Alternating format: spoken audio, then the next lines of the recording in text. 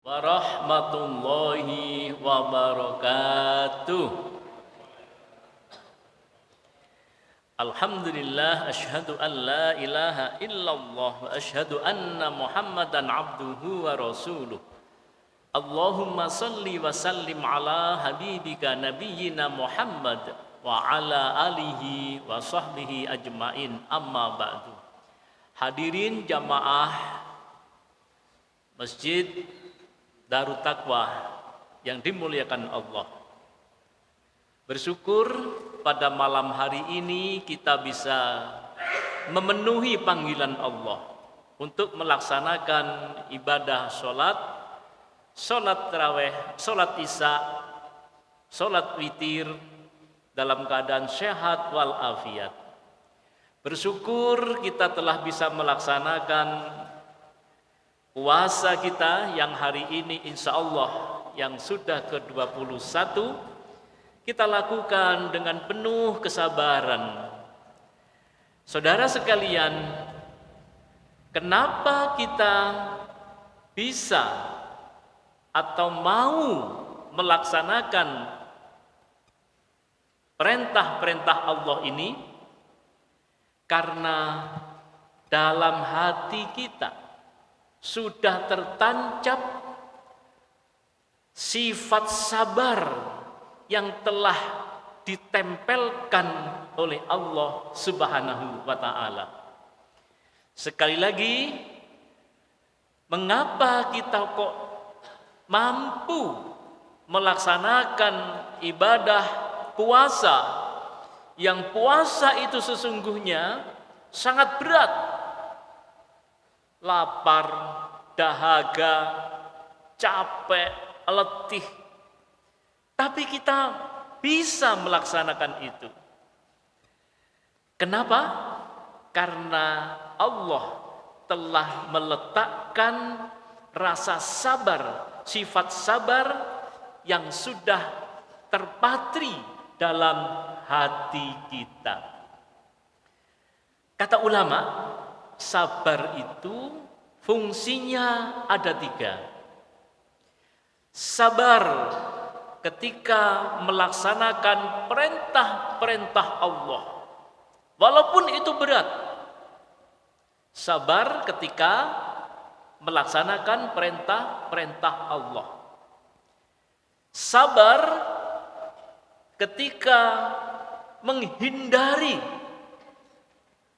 meninggalkan apa-apa yang telah dilarang oleh Allah Subhanahu wa ta'ala, walaupun berat. Fungsi yang ketiga sabar ketika kita menghadapi berbagai problem, ujian, masalah-masalah yang menimpa pada diri kita, kita bisa melakukan dengan sabar. Nah, maka saudara sekalian, sekali lagi sabar itu fungsinya untuk melaksanakan perintah-perintah Allah walaupun berat. Sakjane nggih, sakjane. Poso niku berat napa ringan? Sakjane. Berat sebenarnya. Mulai pagi kita nggak boleh makan, walaupun sudah ada di depan mata kita. Siang hari dengan panas terik matahari, dahaga kita mampu menahannya. Berat sebenarnya, tetapi karena Allah telah menganugerahkan kepada jiwa kita sifat sabar, maka apapun, seberat apapun, sabar itu bisa menanggulangi dan bisa melaksanakan apapun yang diperintah dan dilarang oleh Allah Subhanahu wa ta'ala, termasuk menghindari perbuatan-perbuatan yang tidak baik. Itulah saudara sekalian, sesungguhnya sifat sabar ini merupakan kunci obat dari seluruh kehidupan kita manusia di muka bumi ini. Semua dengan kesabaran, maka problem-problem kehidupan itu akan bisa teratasi dengan baik. Karena dengan sabar itu hati menjadi tenang. Enggak gerusah-gerusuh. Hatinya tenang. Nah, ketika hati tenang, maka pikiran ini bisa berjalan. Untuk apa? Untuk mencari solusi-solusi problem-problem yang menghadapi kita semuanya. Kita ambil jalan yang terbaik, maka dengan kesabaran itu hatinya tenang, maka perilakunya, perbuatan-perbuatannya, amalnya, pekerjaannya akan menjadi pekerjaan yang berkualitas. Berbeda dengan orang yang gerusa-gerusu. Kerutuk, Pak, wano ini reaksi, ada ini. Itu menjadikan pekerjaannya, amal perbuatannya tidak berkualitas. Maka sabar sesungguhnya bisa menghalau penyakit hati manusia. Dengan sabar kita tidak melakukan kesombongan. Dengan sabar kita melakukan pekerjaan dengan ikhlas. Dengan sabar kita akan berperilaku santun terhadap sesama manusia. Hadirin jamaah yang berbahagia, bukan berarti orang sabar itu bahasa Jawanya itu apa ya? Ngelentruk. Apa ngelentruk itu, Pak? Ya ngelentruk gitu loh ya. Bukan begitu. Orang sabar itu secara fisik dia tegar, mantap berjalannya, tapi hatinya yang lunak, hatinya yang lembut. Maka Al-Quran menggambarkan orang yang sehat, orang yang penuh dengan kesabaran, yang hatinya sehat. Di dalam Al-Quran digambarkan orang ini, profilnya, kalau bahasanya belegernya, pernah dengar bahasa beleger, Pak? Belegernya, jadi belegernya itu ya tampangnya, itu disebutkan dalam Al-Quran surat Al-Furqan ayat ke-63. A'udzu billahi minasyaitonir rajim. Wa ibadur rahmanil ladzina yamshuna 'alal ardi haunan.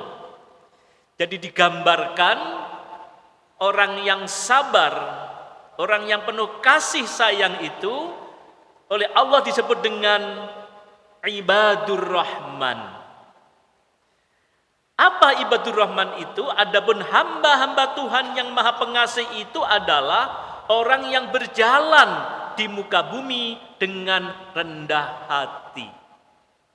Jadi cirinya orang yang sehat hatinya itu, yang penuh dengan kesabaran, dia itu kalau berjalan rendah hati, tidak sombong, tidak ugal-ugalan.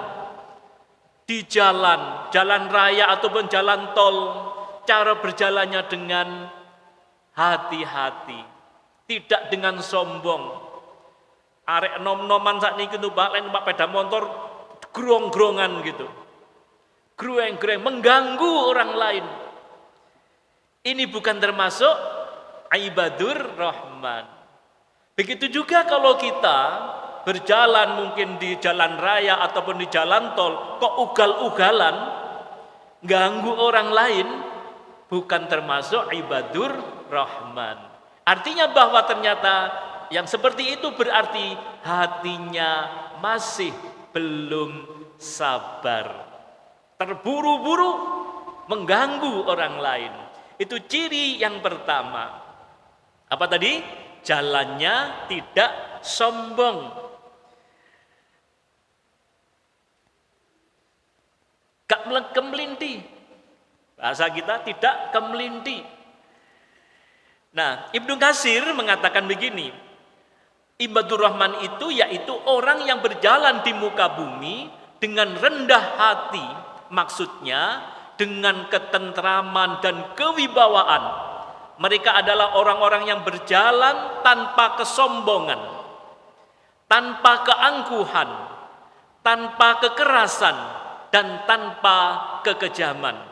Tetapi bukan seperti orang yang sakit yang dibuat-buat, yang sekedar ingin orang lain dihormati, tetapi penuh dengan ketentraman. Jadi tidak ngelentruk, tidak koyok uang linglung begitu, tidak orang sabar itu. Gagah, penuh wibawa berjalannya, tapi tidak sombong. Itulah tanda orang yang hatinya bersih. Yang kedua, apabila dijahili oleh orang lain, dia tidak menghiraukan. Terusan ayat, a'udzubillahi minasyaitonirrajim, wa idza khatabahumul jahiluna qalu salama. Dan apabila orang-orang bodoh menyapa mereka dengan kata-kata yang menghina, mereka mengucapkan salam. Jika orang jahil mengumpat mereka dengan ucapan yang buruk, mereka tidak membalasnya dengan ucapan yang buruk pula. Akan tetapi mereka memaafkan, membiarkan, dan tidak membalas, melainkan dengan perkataan yang baik dan penuh kesabaran. Itu kata Ibnu Katsir. Jadi hadirin, yang pertama tadi berjalannya tidak sombong.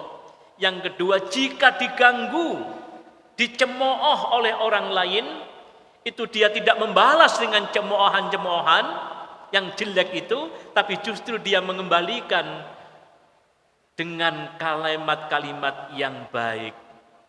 Dihujat, meneng, dirasani, diam, tetap tegar. Saged kene ngoten niku, Pak. Angel lah mboten niki. Angel nih Pak. Tapi itulah Al-Quran mengajarkan kepada kita.